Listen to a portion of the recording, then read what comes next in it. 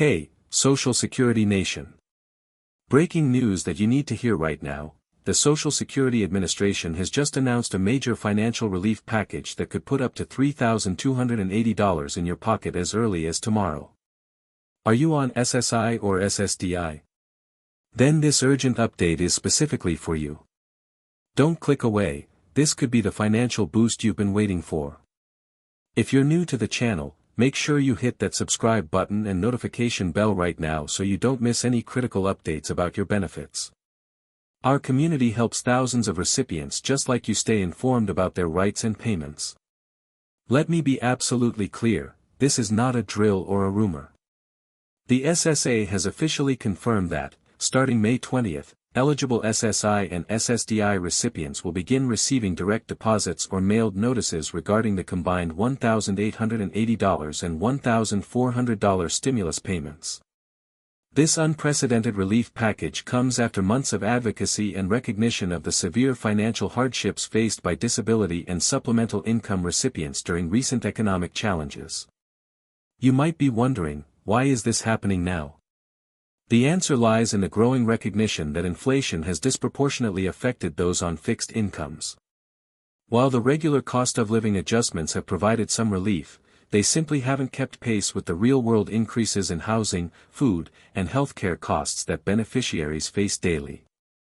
These targeted stimulus payments represent an acknowledgement of that gap and an attempt to provide meaningful support to some of our most financially vulnerable citizens. Many of you have been reaching out to me for months, asking when or if another round of stimulus would be coming for Social Security recipients.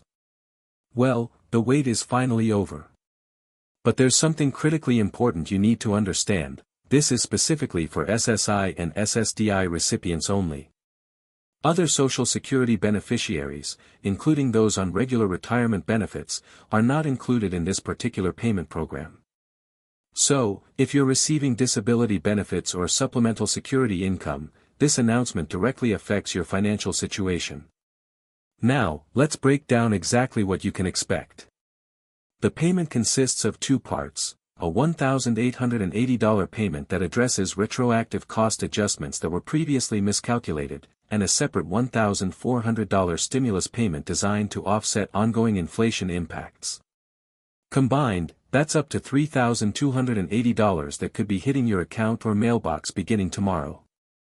The SSA has indicated that the distribution will occur in phases over the next 3 weeks. So, don't panic if you don't see it immediately on May 20th. The payment schedule is being organized alphabetically by last name, with recipients whose last names begin with A through F receiving payments during the first week, G through M during the second week, and N through Z during the third week. This systematic approach helps prevent system overloads and ensures smoother processing for everyone involved. Have you checked your MySA account online? That's the fastest way to confirm if you're scheduled to receive these payments and exactly when they'll arrive. The system is being updated in real time as payment schedules are finalized. If you haven't set up your online account yet, I strongly recommend doing so today. I'll include a link in the description that walks you through the simple setup process. Many of you have asked about eligibility requirements. Here's what we know: if you were actively receiving either SSI or SSDI benefits as of April 1st, 2025, you should automatically qualify for these payments. There is no separate application needed.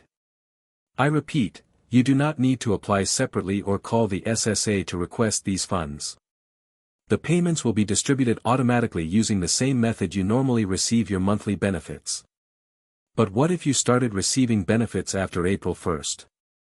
Unfortunately, the current guidance suggests that the cutoff date for eligibility is firm. However, there may be provisions for partial payments for those who began receiving benefits during April.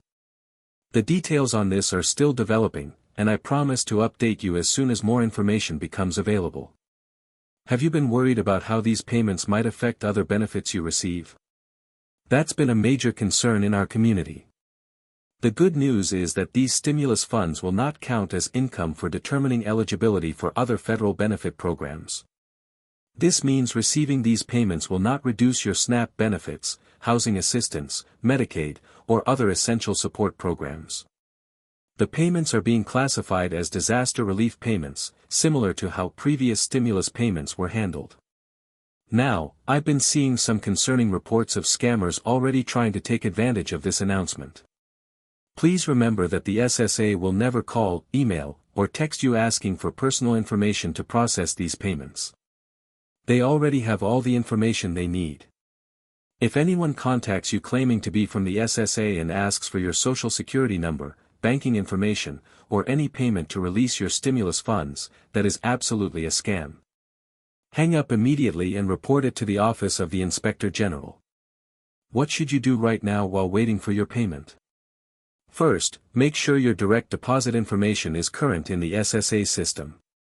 If you've changed banks recently or prefer to receive a paper check instead of direct deposit, you'll want to update that information immediately. Second, keep a close eye on your bank account or mailbox starting May 20th. And third, be patient. With millions of payments being processed, it may take a few weeks for yours to arrive. Many viewers have been asking how they should best use these funds when they arrive. While everyone's situation is different, financial advisors are suggesting prioritizing any past due essential bills, building an emergency fund if possible, or addressing health needs that you may have been postponing due to cost concerns. These payments represent a rare opportunity to get ahead financially or address critical needs without going further into debt. Some financial experts are specifically recommending setting aside a portion of this payment as an emergency fund if you don't already have one.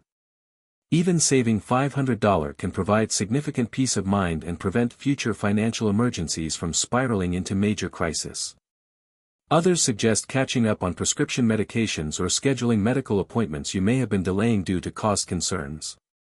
With healthcare costs continuing to rise, investing in your health now could prevent more serious and expensive problems down the road. Have you been putting off any important health needs due to financial constraints? This payment might be the perfect opportunity to address those concerns. Are you wondering if this is a one-time payment or if more might be coming? Based on current information, this appears to be a single payment package. However, there are ongoing discussions in Washington about potential additional support later this year.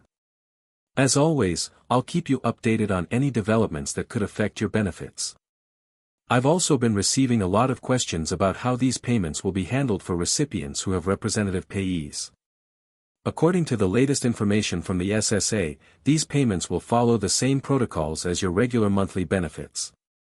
This means if you normally receive your benefits through a representative payee, this person will also receive your stimulus payment on your behalf. They are bound by the same rules and responsibilities to use these funds for your benefit. If you're a representative payee watching this video, remember that you must keep records of how these funds are spent and be prepared to provide an accounting if requested by the SSA. For those of you residing in group homes, assisted living facilities, or nursing homes, I know many of you have concerns about whether these facilities can claim any portion of your stimulus payments. The answer is definitively no. These payments are yours, and facilities cannot legally require you to sign them over as a condition of continued residence. This protection applies even if you receive Medicaid that helps cover your care costs. If any facility attempts to claim your payment, contact your local legal aid office immediately.